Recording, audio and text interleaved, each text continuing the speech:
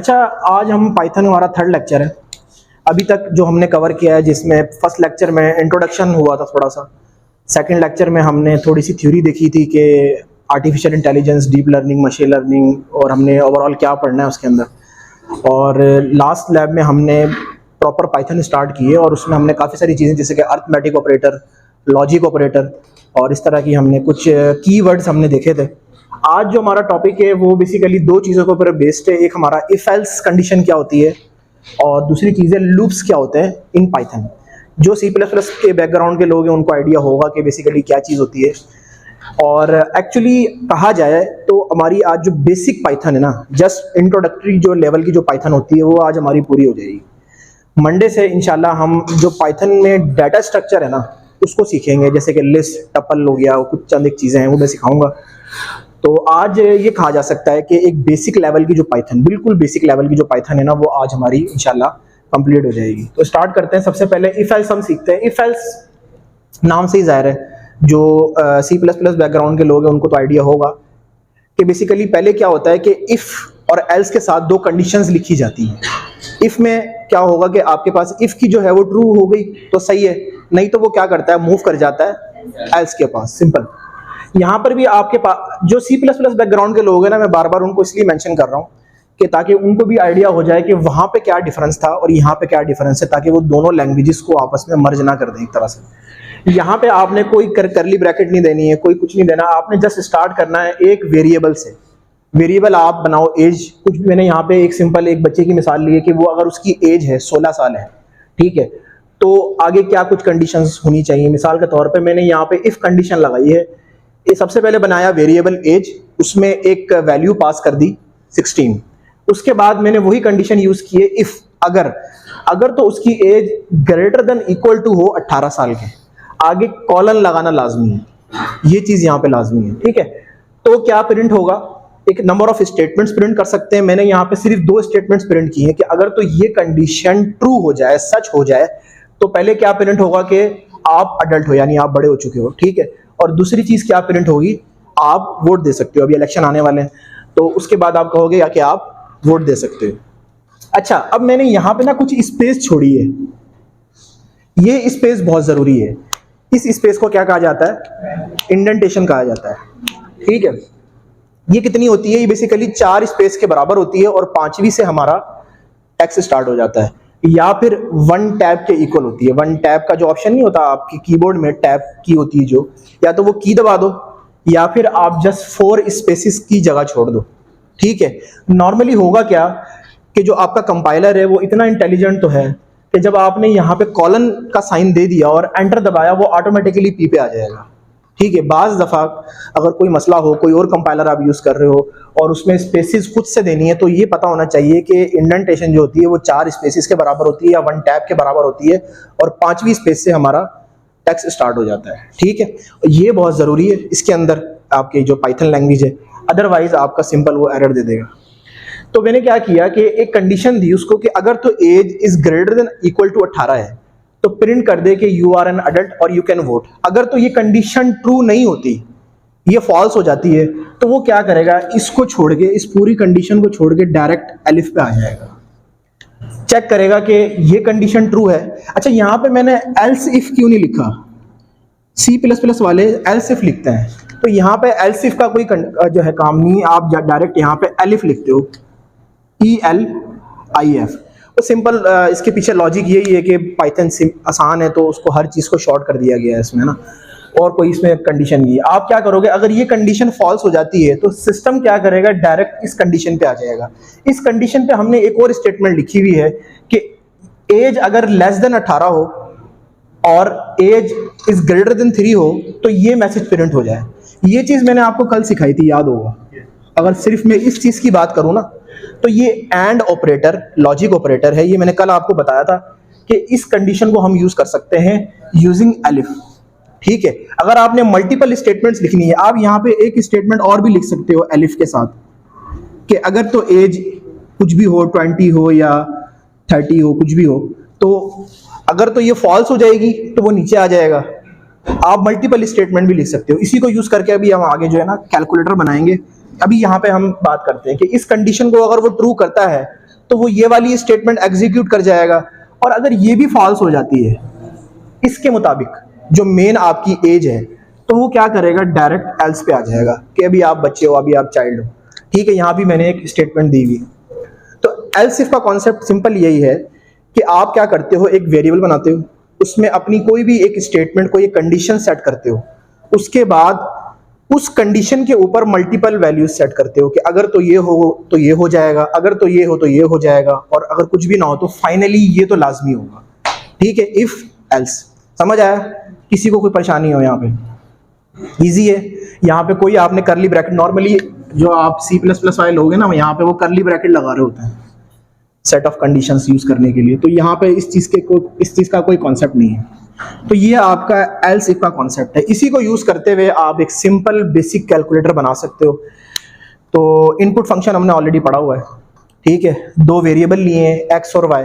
Input function हमने ले लिया, inter first number, inter second number user enter करेगा। उसके बाद एक थर्ड वेरिएबल ले लिया हमने जो कि इनपुट लेगा ऑपरेटर।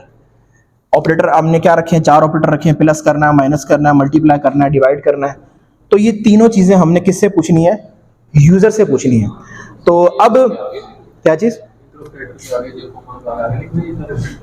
नहीं इसी के आगे लिखना है, ये जगह नहीं थी यहाँ पे तो मैंने ब्रैकेट लगा के नीचे लिख दिया, ये इसी के आगे लिखोगे आप। ठीक है, एक ही लाइन है, हाँ जी, इसी तरह लिखोगे। ठीक है, अब यहाँ पे वही चीज मैंने यूज की है। सबसे पहला जो आपके पास कंडीशन होगी वो इफ की होती है। उसमें आपने क्या पूछा, सबसे पहली जो आपकी कंडीशन है प्लस की। अगर तो ऑपरेटर प्लस के हो तो ये वाली स्टेटमेंट एग्जीक्यूट हो जाएगी। इस स्टेटमेंट में क्या है, जो यूजर वैल्यू देगा एक्स की, जो यूजर वैल्यू देगा वाई की, वो ऑपरेट हो जाएगी। अगर तो यूजर ने सेलेक्ट ही माइनस किया है तो वो इसको रिजेक्ट करके नीचे आ जाएगा। ये फॉल्स हो गई तो नीचे आएगा। सिमिलर केस में आपने ये वाली जो स्टेटमेंट है वो एग्जीक्यूट हो जाएगी। और अगर तो यूजर आपके पास मल्टीप्लिकेशन देता है तो ये वाली कंडीशन एग्जीक्यूट हो जाएगी।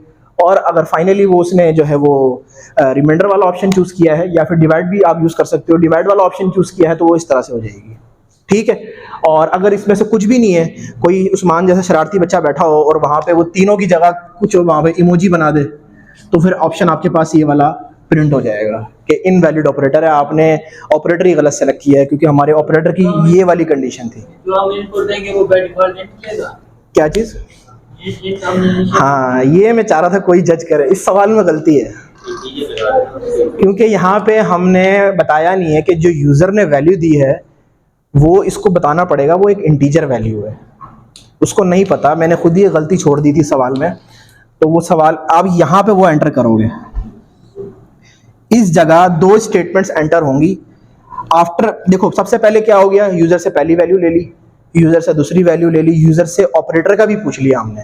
उसके बाद x is equal to INT x, उसको बता दिया ना कि ये जो x वैल्यू दी है इसने, ये एक इंटीजर है। ठीक है, इसी तरह से y is equal to INT y। हाँ, या तो वहां लगा दो, सिंपल है, वहां लगा दो। लेकिन आसानी के लिए आप थोड़ा सा ज्यादा कॉम्प्लिकेट ना करो, तो थोड़ा सा प्रोग्राम दो लाइन एक्स्ट्रा हो जाएंगी। ठीक है, तो यहाँ पे ये इंड देना जरूरी है। ये इस प्रोग्राम में एक छोटी सी गलती थी। और फाइनली जो होगा एंड पे क्या होगा, आप सबसे पहले वो वैल्यू पूछेगा, दूसरी वैल्यू पूछेगा, ऑपरेटर पूछेगा और फाइनली उसका जवाब दे देगा आपको। तो यहाँ पे आपका एक बेसिक कैलकुलेटर बन जाता है। अगर तो इंटरनेट चला जाए पूरा पाकिस्तान से, ठीक है, या ऐसी सिचुएशन हो जाए कि आपके पास कैलकुलेटर भी नहीं है घर में, तो पाइथन से आप, जो कि हाईली ऐसी सिचुएशन है कभी हो नहीं सकता लेकिन अभी हुआ है रिसेंटली तो आप अपना कैलकुलेटर बना सकते हो। ठीक है, यहाँ तक समझ आया? इजी है, किसी को कोई परेशानी हो यहाँ तक? अच्छा, आगे चलते हैं लूप्स पे। लूप्स नाम से जायद है कि लूपिंग सिचुएशन है, एक आइटरेटिव प्रोसेस है, एक ऐसा प्रोसेस है जो रिपीट हो रहा है बार बार। ठीक है, मिसाल के तौर पे ये आपके पास ना एक सीरीज है 1 2 3 4 5। हम देख के बता सकते हैं कि हर आने वाले वर्ड में एक का इजाफा हो रहा है, इंक्रीमेंट हो रहा है। ठीक है, तो हम कह सकते हैं कि इस सिचुएशन में एक लूप अप्लाई हो सकता है। एक आइटरेटिव प्रोसेस है ना, बढ़ने वाला। ठीक है, लूप अप्लाई हो सकता है। इसको देख के भी कहा जा सकता है कि एक एक का क्या हो रहा है, डिक्रीमेंट हो रहा है, कमी हो रही है। तो हम इसको भी देख के कह सकते हैं कि क्या हो रहा है, बेसिकली यहाँ पे लूप अप्लाई हो सकता है। इन दोनों कंडीशन में लूप अप्लाई हो सकता है। क्या यहाँ अप्लाई हो सकता है? 2 0 4 0 6 ये कोई कॉम्बिनेशन नहीं बन रहा। क्यों नहीं बन रहा यहाँ पे?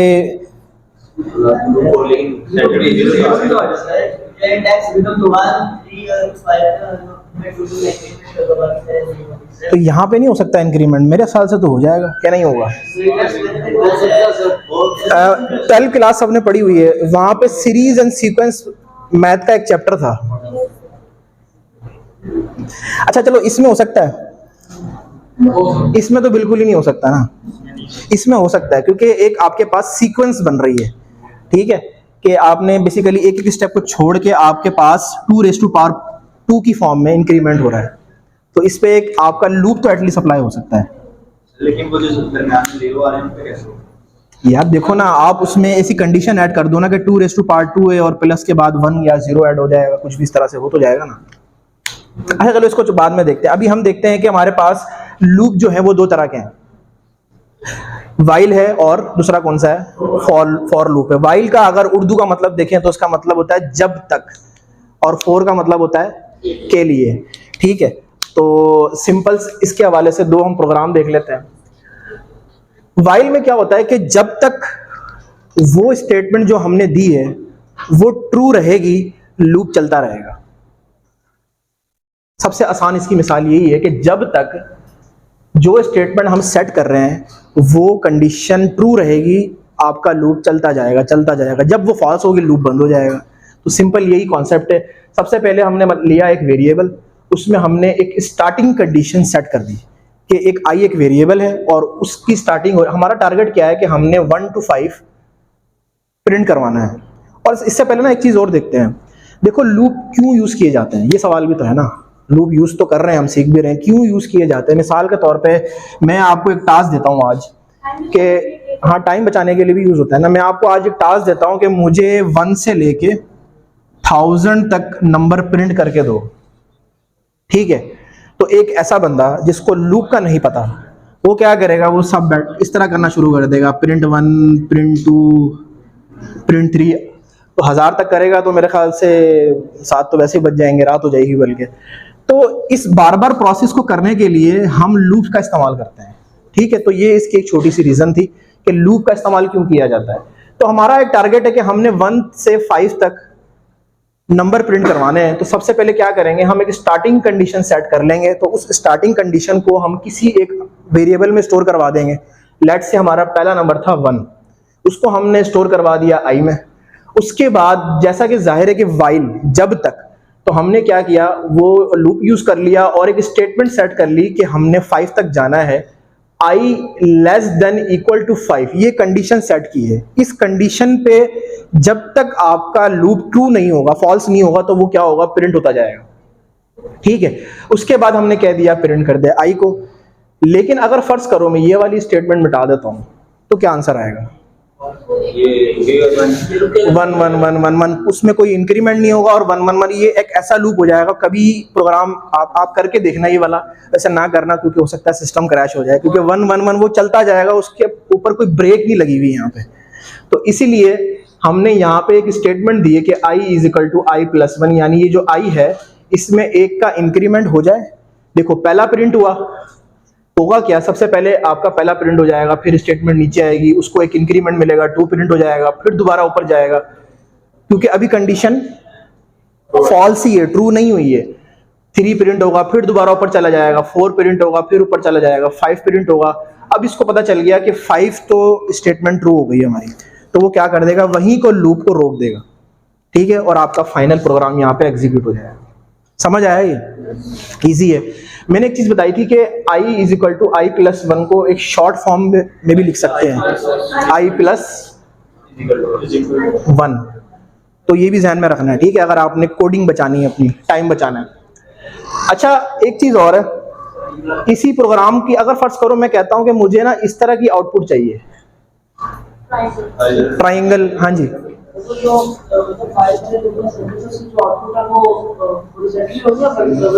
वर्टिकली होगी। एंडल का कोई कॉन्सेप्ट नहीं है, ठीक है। आप मुझे आइडिया हो गया था, वो आप एंडल समझ रहे हो। यहाँ पे जैसे C++ में होता है ना /n या एंडल जो होता है, उसका कॉन्सेप्ट एंडल होता ही नहीं है उसमें। 1 2 3 4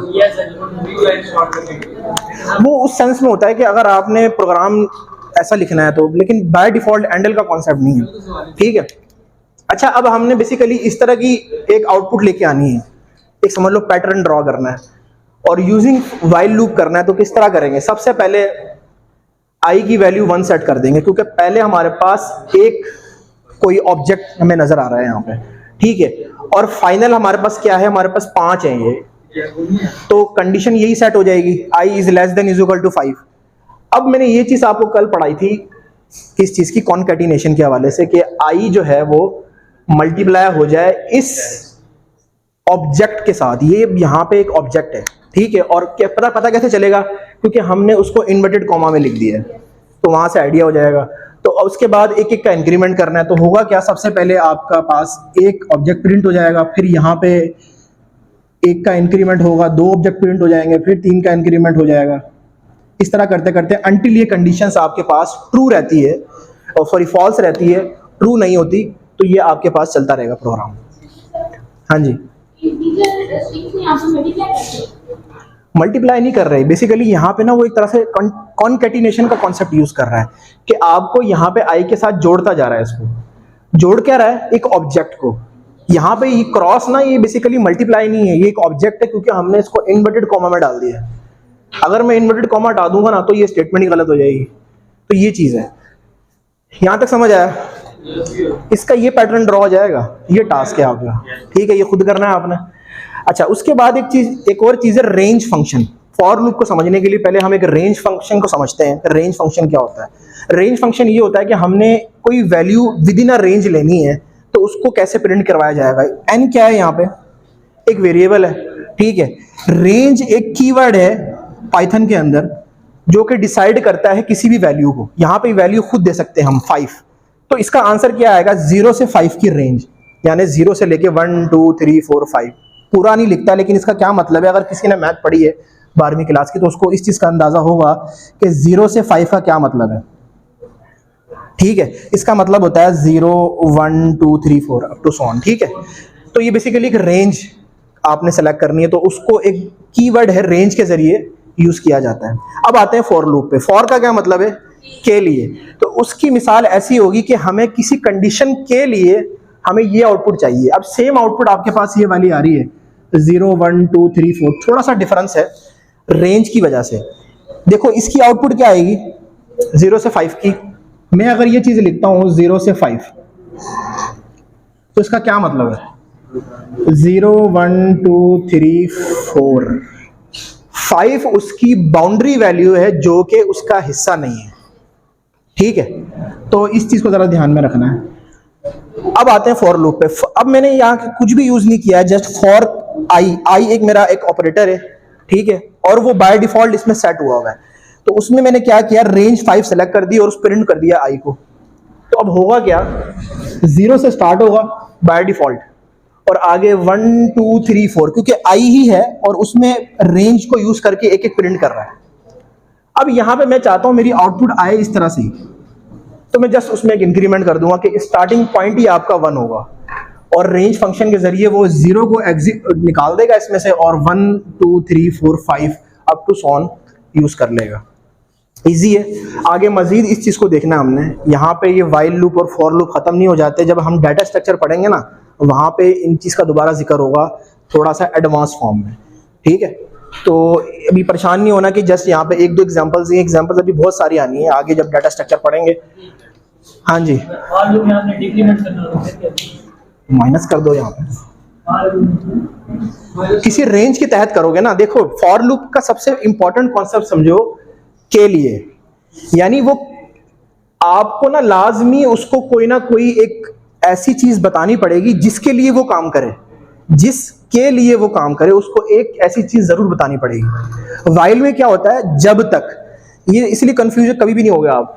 फॉर में हमेशा आपको उसको एक ऐसी चीज बतानी पड़ेगी जिसके लिए वो काम करे। जैसे कंपनी है, उसमें एक कंपनी वाले जो बॉस है, आप बॉस के लिए काम कर रहे होते हो ना, तो ये बेसिकली रेंज बॉस है और ये जो है इसके लिए काम कर रहा है, और इसने किसको हायर किया? आई को। ये सारी इस तरह से कॉन्सेप्ट है।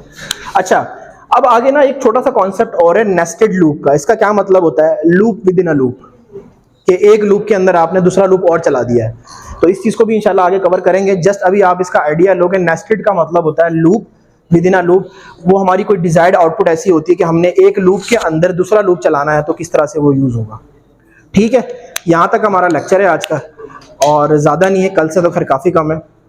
बाकी अब ये कह सकते हैं कि हमारी बेसिक पाइथन कवर हो गई है, और इंशाल्लाह मंडे से हम पाइथन में डाटा स्ट्रक्चर कौन कौन से होते हैं, 4 तरह के होते हैं। लिस्ट, अगर किसी ने खुद से पढ़ना है तो वो भी पढ़ सकता है नेट से। लिस्ट होता है, टपल होता है, डिक्शनरी और सेट, ये 4 चीज़ें होती हैं। इन चारों को कवर करेंगे। लेक्चर जो है वो मंडे का थोड़ा लेंथी होगा। क्या चीज़? अच्छा, एक ना सवाल बार बार आ रहा है, 3-4 लोगों ने मुझसे पूछा है कि हमने पाइथन में ग्राफिकल यूजर इंटरफेस भी पढ़ना है, तो वो आउटलाइन का हिस्सा नहीं है। पाइथन में ग्राफिकल भी चीज़ें बनती हैं, जैसे ये हमने बनाया ना एक कैलकुलेटर, ग्राफिकली एक छोटा सा कैलकुलेटर जिसकी एक बाउंड्री हो, प्लस का बटन हो, ये सब काम पाइथन में होते हैं, लेकिन आपके कोर्स का हिस्सा नहीं है। तो आप अपनी अंडरस्टैंडिंग के लिए पढ़ सकते हो, लेकिन एक टर्टल एक लाइब्रेरी है, जैसे अभी हमने कहा ना नमपाई एक लाइब्रेरी है, टर्टल के नाम की ना एक लाइब्रेरी है जिससे सारे पैटर्न्स ग्राफिकली जो होते हैं वो बनते हैं। तो वो आप अपने तौर पे जो है ऐसी यूट्यूब पे या वैसे सर्च कर सकते हो, या मैंने बुक जो दी थी आपको कल एक, शायद उसमें भी उसका जिक्र हो। ठीक है, एंड पे अगर टाइम बचा तो थोड़ा बहुत देख लेंगे, लेकिन फिलहाल अभी कोर्स का हिस्सा नहीं है। ठीक है।